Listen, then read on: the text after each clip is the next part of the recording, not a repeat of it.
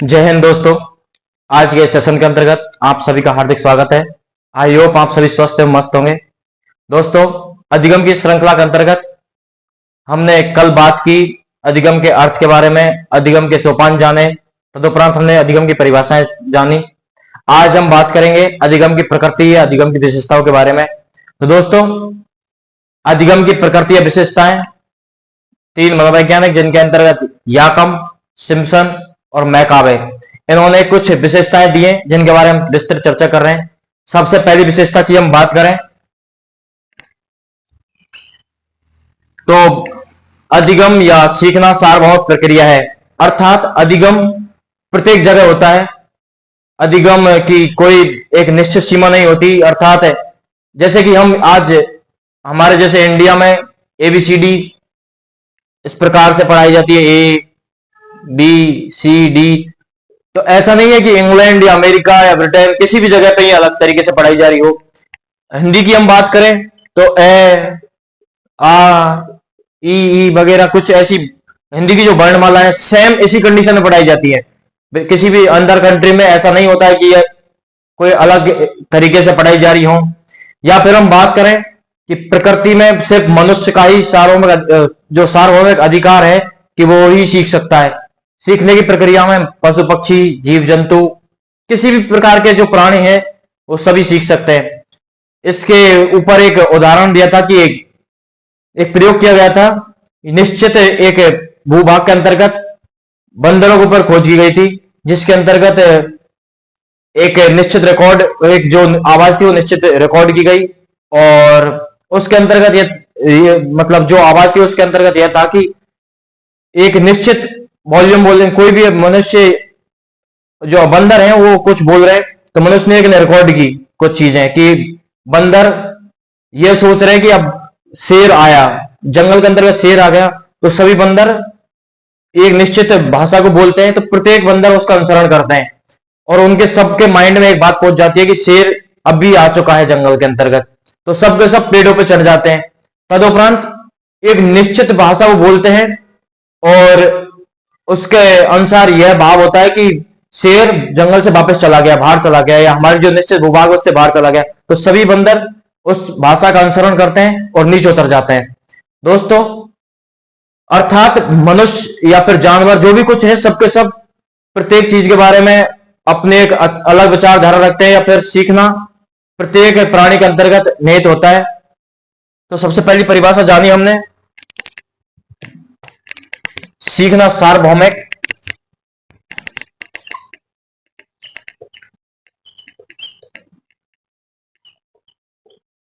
सीखना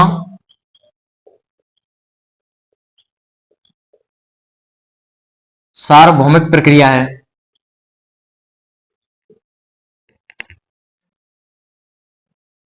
अर्थात लर्निंग प्रत्येक जगह होती है। तदुपरांत दूसरी परिभाषा की हम जाने तो अधिगम जीवन पर्यंत चलने वाली प्रक्रिया है, अर्थात लर्निंग कंटिन्यूअस प्रोसेस है। अधिगम की एक निश्चित अवस्था नहीं होती है कि एक बच्चा है वही सीखेगा, या फिर किशोर अवस्था तक किशोर सीख सकता है, इसकी कोई भी निश्चित लिमिट नहीं होती है। इसके अंतर्गत वृद्धावस्था तक भी अधिगम किया जा सकता है, प्रत्येक किसी परिस्थिति या अवस्था के अंतर्गत अधिगम हो सकता है। तो दूसरी परिभाषा जानी हमने, अधिगम प्रत्येक अवस्था या फिर जीवन पर्यंत चलने वाली प्रक्रिया है।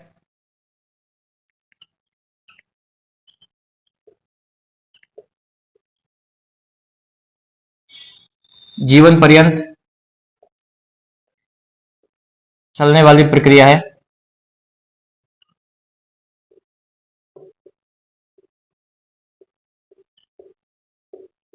ये कंटिन्यूअस प्रोसेस है। तदुपरांत नेक्स्ट परिभाषा की हम जाने तो अधिगम व्यवहार में परिवर्तन करता है या फिर व्यवहार में परिमार्जन करता है। अधिगम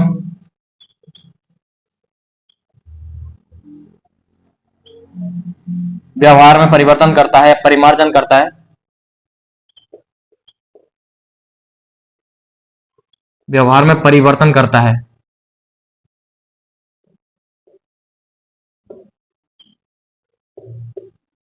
तो व्यवहार में परिवर्तन की हम बात करें, जैसे कि एक कोई भी व्यक्ति अपने पड़ोस में, आसपास, गांव में, कहीं पे भी कोई व्यक्ति आईएएस बन जाता है, आरएएस बन जाता है, तो वह व्यक्ति जो भी उसके नेचर होता है, उसको सामने वाले जो भी और बच्चे होते हैं वो सब के सब अपने अंदर फॉलो करने लगते हैं, या फिर जो उसका व्यवहार होता है, नेचर होता है, उसको हम फॉलो करते हैं कि वो किस प्रकार की गतिविधियां कर रहा है, किस प्रकार का उसका नेचर है, किस प्रकार के आदर्श वो स्थापित कर रहा है समाज के अंतर्गत।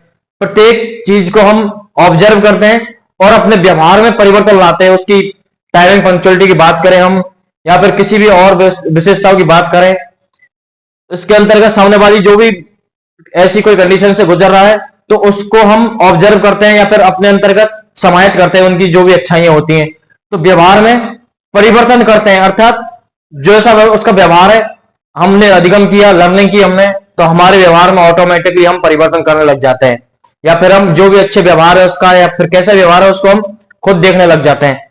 नेक्स्ट परिभाषा की बात करें हम, तो अधिगम सकारात्मक एवं नकारात्मक होता है। अधिगम सकारात्मक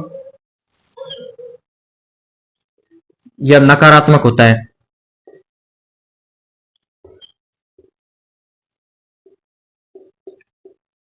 तो दोस्तों, अधिगम या लर्निंग की बात करें हम, तो अधिगम सकारात्मक भी हो सकता है, नकारात्मक भी हो सकता है। अर्थात किसी भी जो जैसे दूसरा कोई व्यक्ति है, वो सिगरेट पीता हो या नशा करता हो, उसको हम देखकर या लर्निंग करके हम भी नशा करने लगे, हालांकि वो है तो नकारात्मक प्रवृत्ति, लेकिन उसको देखें हम, ऑब्जर्व करें और हमें नशा भी करने लगे, सिगरेट पीने लगे, तो यह भी लर्निंग कहलाती है। अर्थात सामने वाले का व्यवहार हमने देखा और अपने अंतर्गत उस व्यवहार का परिमार्जन किया या व्यवहार को हमने अपनाया, तो वह अधिगम हो गया। ऐसा तो इसके मतलब जो लर्निंग होती है सकारात्मक भी हो सकती है, नकारात्मक भी हो सकती है। तो मतलब यह है, स्थिति पर निर्भर करता है कि किस प्रकार की स्थिति है, सामने की वाले की परिस्थितियां क्या हैं, किस कंडीशन से सामने वाला गुजर रहा है, इस पर यह फॉलो होता है। तदुपरांत हम नेक्स्ट परिभाषा की बात करें, अधिगम व्यक्तिगत एवं सामाजिक होता है।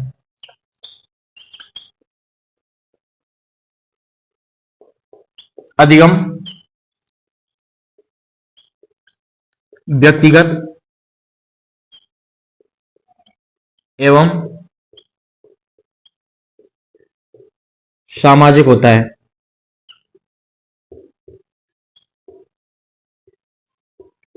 अर्थात हम जैसे हिंदू परिवार के अंतर्गत आते हैं, तो हिंदू परिवार के अंतर्गत सिखाया जाता है कि हमें भगवान के आगे हाथ जोड़ना है, भगवान की पूजा अर्चना करनी है, या फिर भगवान के आगे सिर झुकाना है, प्रार्थनाएं करनी है। इस प्रकार के हमारे हिंदू कल्चर के अंतर्गत बताया जाता है।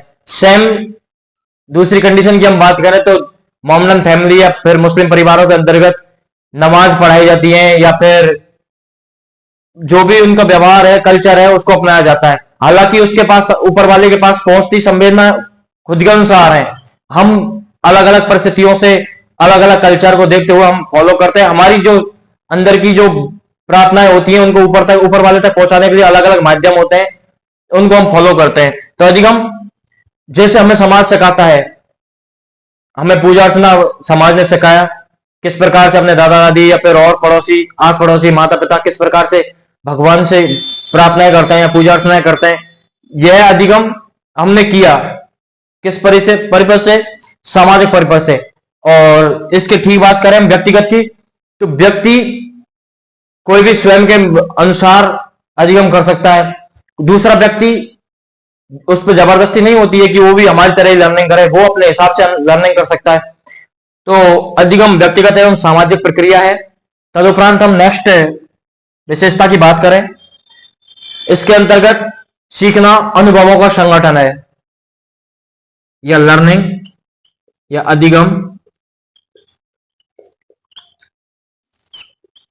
अनुभवों का संगठन है।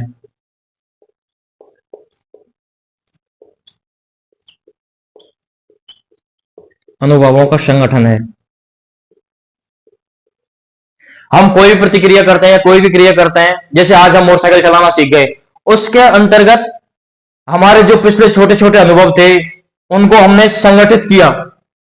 इसके अंतर्गत चाहे किस प्रकार से हमें ब्रेक लगाना है, किस प्रकार से हमें गियर बदलना है, किस प्रकार से हमें किस समय हमारी जो किस मतलब किस परिस्थिति में हमारी जो सामने वाली प्रोसेस थी या कंडीशन थी वो किस प्रकार की थी, उसके बारे में हम अध्ययन करते हैं। या फिर गाड़ी का जैसे ब्रेक कब, आगे का ब्रेक कब लगाना है, पीछे वाला ब्रेक कब लगाना है, हमें इंडिकेटर कब देना है, सारी जो परिस्थितियां होती हैं उनको उनका जो अनुभव होते हैं उनको हम संगठित करते हैं, तदुपरांत हमें लर्निंग होती है।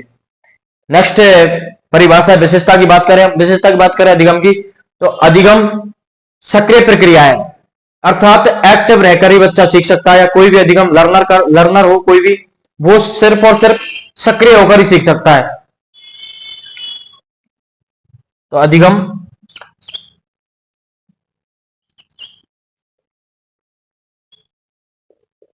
सक्रिय प्रक्रिया है।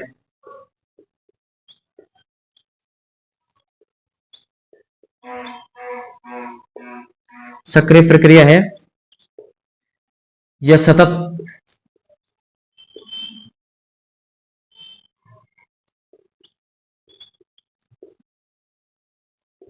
तो लर्निंग हमेशा एक्टिव मोड में ही होती है। जब तक बालक सीखने के लिए एक्टिव नहीं है तब तक लर्निंग नहीं कर सकते हैं। जब तक हम चाहे हम किसी प्रकार से, या फिर हम एक थॉर्नडाइक का नियम है, तत्परता का नियम, घोड़े को तालाब के पास ले जाया जा सकता है लेकिन उसे पानी नहीं पिलाया जा सकता।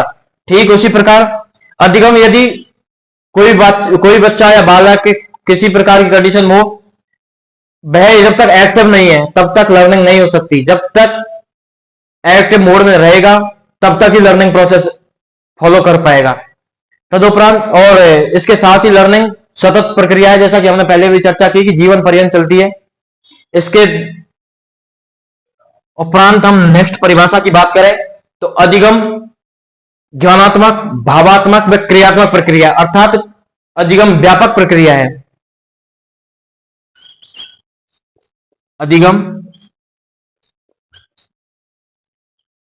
व्यापक प्रक्रिया है।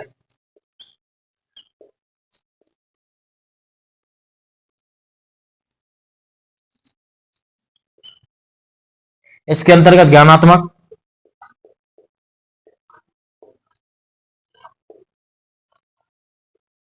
भावात्मक, क्रियात्मक विकास आता है। तो दोस्तों, अधिगम या लर्निंग व्यापक प्रक्रिया है। इसके अंतर्गत ज्ञानात्मक, भावात्मक, क्रियात्मक पक्ष अर्थात सभी प्रकार के पक्ष आते हैं। जैसे कि आज हम किसी भी व्यक्ति को फॉलो करते हैं जो जिम जा रहा हो, वो वहां पे जाकर किस प्रकार से अपने हेल्थ को इंप्रूव करता है, किस प्रकार से वो वेट लिफ्टिंग करता है, कुछ जो भी प्रोसेस है उसको पहले सीखता है। तदुपरांत शारीरिक या फिर क्रियात्मक रूप में धीरे धीरे वृद्धि होती है। पहले उसने लर्निंग की किस प्रकार से उठाना है वेट, किस प्रकार से हम कोई व्यायाम कैसे करेंगे, योग कैसे करेंगे। ठीक कुछ दिनों के बाद में उसके इंप्रूवमेंट होने लगता है या फिर अधिगम सक्रिय होने लगता है। तो अधिगम ज्ञानात्मक, भावात्मक एवं क्रियात्मक पक्ष है। नेक्स्ट सबसे पहले इस अधिगम की परिभाषाओं के अंतर्गत हमने जाना कि सीखना सार्वभौमिक प्रक्रिया है, सीखना प्रत्येक जगह होता है। तदुपरांत जाना हमने कि अधिगम जीवन पर्यंत चलने वाली प्रक्रिया है, इसकी कोई एज लिमिट नहीं होती है। तीसरी विशेषता हमने जानी कि अधिगम व्यवहार में परिवर्तन करता है या फिर व्यवहार का परिमार्जन करता है, अर्थात प्रोग्रेसिव चेंज इन बिहेवियर के अंतर्गत प्रोग्रेसिव चेंज लाता है अधिगम। तदुपरांत हमने नेक्स्ट परिभाषा की बात की, अधिगम सकारात्मक या नकारात्मक होता है, डिपेंड करता है परिस्थिति के ऊपर। अधिगम नेक्स्ट परिभाषा देखिए हमने, अधिगम व्यक्तिगत या सामाजिक प्रक्रिया है। अधिगम अनुभवों का संगठन है, छोटे छोटे अनुभव उसके अंतर्गत अधिगम के अंतर्गत समाहित होते हैं। तदुपरांत हमने नेक्स्ट परिभाषा की बात की, अधिगम सक्रिय प्रक्रिया है। जब तक बालक सक्रिय नहीं रहेगा या फिर लर्नर एक्टिव मोड में नहीं आएगा तब तक अधिगम नहीं कर सकते हैं ना। इसके अंतर्गत लास्ट परिभाषा की हमने बात की या फिर लास्ट विशेषता की बात की कि अधिगम व्यापक प्रक्रिया है। इसके अंतर्गत ज्ञानात्मक, भावात्मक और क्रियात्मक पक्ष शामिल होता है। कुछ और परिभाषाओं की हम बात करें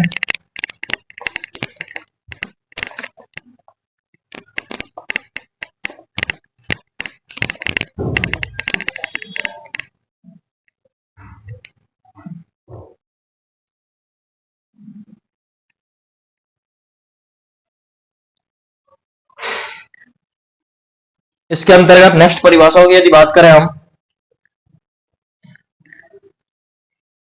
अधिगम उद्दीपन तथा अनुक्रिया के मध्य संबंध स्थापित करने वाली प्रक्रिया है। अर्थात एक तरफ स्टेमुलस, एक तरफ रेस्पॉन्स, इनके अंतर्गत यदि संबंध स्थापित कर दिया हमने, जिस प्रकार थॉर्नडाइक महोदय ने अपना सिद्धांत,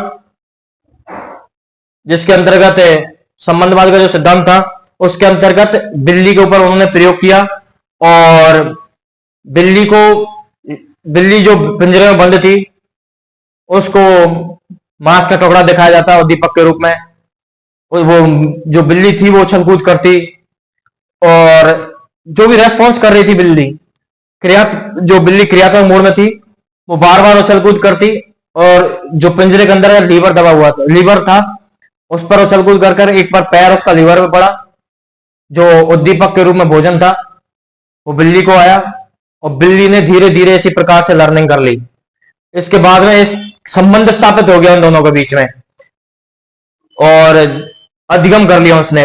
इसके बाद में कभी भी उसको भोजन दिखाया जाता, तुरंत बिल्ली लीवर पे पैर रखती और भोजन उसे प्राप्त हो जाता, अर्थात उसको लर्निंग हो गई बिल्ली को। तो नेक्स्ट परिभाषा की जो विशेषता की बात करी हमने, अधिगम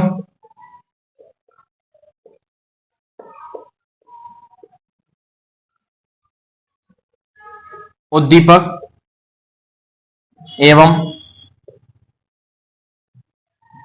एवं अनुक्रिया कहें हम या फिर रेस्पॉन्स कहें, उद्दीपक एवं अनुक्रिया के मध्य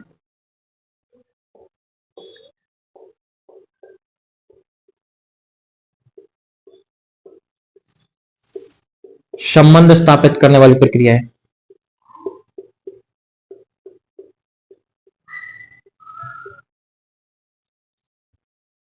या फिर संबंध स्थापित करना है।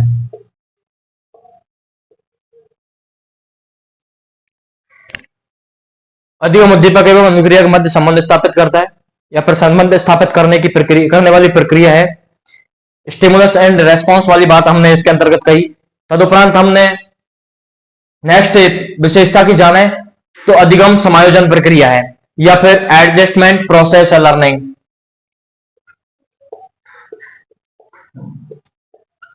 अधिगम समायोजन प्रक्रिया है।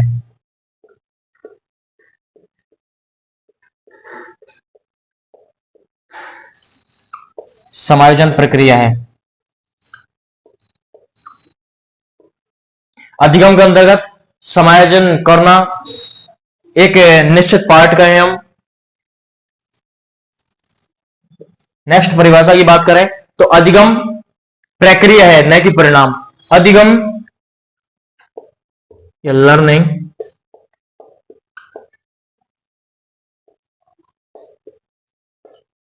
एक सक्रिय प्रक्रिया का है या प्रक्रिया का है, प्रक्रिया है।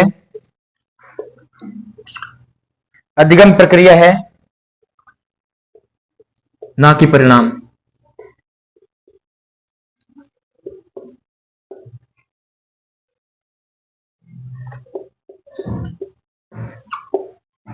इसको उदाहरण के माध्यम से समझे हम। अर्थात कोई भी व्यक्ति भाषा सीख रहा है, उसके अंतर्गत हमने सबसे पहले भाषा की प्रकृतियों के बारे में जाना, भाषा को मातृभाषा के माध्यम से सीखा। इसके बाद में हमने बुकों से या किसी माध्यम से हमने भाषा के बारे में विस्तृत चर्चाएं की, विस्तृत अध्ययन किया, तो उसका धीरे धीरे भाषा के अंतर्गत व्यवहार में परिमार्जन होने लगा है, भाषा को पूर्ण रूप से सीखने लगा। मतलब पूर्ण रूप से नहीं लगा, इसका तात्पर्य कि लगातार प्रोसेस के अंतर्गत सीखने लगा। तो ऐसा तो है नहीं कि अधिगम या फिर भाषा हम कंप्लीट सीख गए हैं, उसका एक निश्चित परिणाम नहीं होता है। ये सिर्फ और सिर्फ निश्चित प्रोसेस होती है, रिजल्ट नहीं होता है इसका। कि अधिगम हमने सीख लिया, इसके बाद में दोबारा पूर्ण हो गया लर्निंग और दोबारा हम सीखेंगे नहीं। अर्थात भाषा को हम और माध्यमों से नहीं सीख सकते हैं, जो भाषा है उसका परिमार्जन नहीं कर सकते हैं, ऐसा नहीं होता है। भाषा एक ही एक निश्चित प्रक्रिया होती है, लेकिन इसका परिणाम नहीं होता है। ये एग्जाम में आने वाली बहुत मतलब इंपॉर्टेंट परिभाषा की हम बात करें। तदुपरांत नेक्स्ट यदि परिभाषा की बात करें तो अधिगम के अंतर्गत मनोवैज्ञानिक घटनाओं का क्रम नहीं होता है। अर्थात छोटे छोटे जो अनुभव होते हैं अधिगम के अंतर्गत,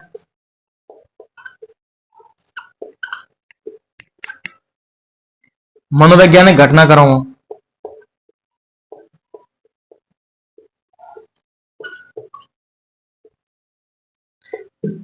मनोवैज्ञानिक घटनाक्रम होगा, ये घटनाओं का एक निश्चित क्रम होता है।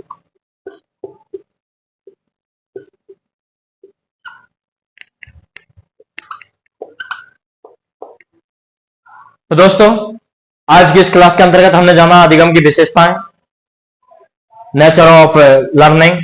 इसके अंतर्गत हमने सबसे पहली परिभाषा की या विशेषता की हमने बात की। अधिगम सीखना, अधिगम या सीखना सार्वभौमिक प्रक्रिया है, अर्थात अधिगम प्रत्येक जगह होता है। तदुपरांत हमने नेक्स्ट विशेषता की बात की कि अधिगम जीवन पर्यंत चलने वाली प्रक्रिया है, इसकी कोई एज लिमिट नहीं होती, यह कंटिन्यूअस प्रोसेस है। अधिगम व्यवहार में परिवर्तन या परिमार्जन करता है, प्रोग्रेसिव चेंज इन बिहेवियर। इसके बाद में हमने चर्चा की सीखना सकारात्मक एवं नकारात्मक दोनों है, डिपेंड करता है परिस्थिति के ऊपर। अधिगम व्यक्तिगत एवं सामाजिक प्रक्रिया है, इंडिविजुअल एंड सोशल प्रोसेस है लर्निंग। इसके बाद में हमने नेक्स्ट परिभाषा के बारे में चर्चा की कि अधिगम विवेकपूर्ण होता है, इंसाइटफुल होता है। इसके बाद में चर्चा की हमने कि सीखना अनुभवों का संगठन है, छोटे छोटे अनुभव लर्निंग के अंतर्गत समाहित होते हैं। तदुपरांत हमने नेक्स्ट परिभाषा जानी, अधिगम के अंतर्गत उद्दीपक एवं अनुक्रिया के मध्य संबंध स्थापित होता है, या फिर अधिगम के अंतर्गत स्टिमुलस एंड रेस्पॉन्स के मध्य संबंध होना अति अनिवार्य है। तदुपरांत हमने बात की अधिगम समायोजन प्रक्रिया है, एडजस्टमेंट प्रोसेस है। अधिगम प्रक्रिया है अर्थात अधिगम प्रक्रिया है, अर्थात अधिगम है कभी भी कंप्लीट मोड में नहीं होती या फिर उसका एक निश्चित परिणाम नहीं आता है। अधिगम हमेशा विभिन्न परिस्थितियों में करते रहते हैं, या फिर अधिगम की एक लास्ट लिमिट नहीं होती है। तदुपरांत हमने बात की लास्ट परिभाषा की, जिसके अंतर्गत अधिगम में मनोवैज्ञानिक घटनाओं का एक निश्चित क्रम होता है। आई होप आपको ये वीडियो अच्छी लगी होगी, उम्मीद करता हूं। तदुपरांत हम नेक्स्ट क्लास में अधिगम के कुछ और पार्टों के बारे में चर्चा करेंगे। तब तक के लिए थैंक यू, गुड बाय।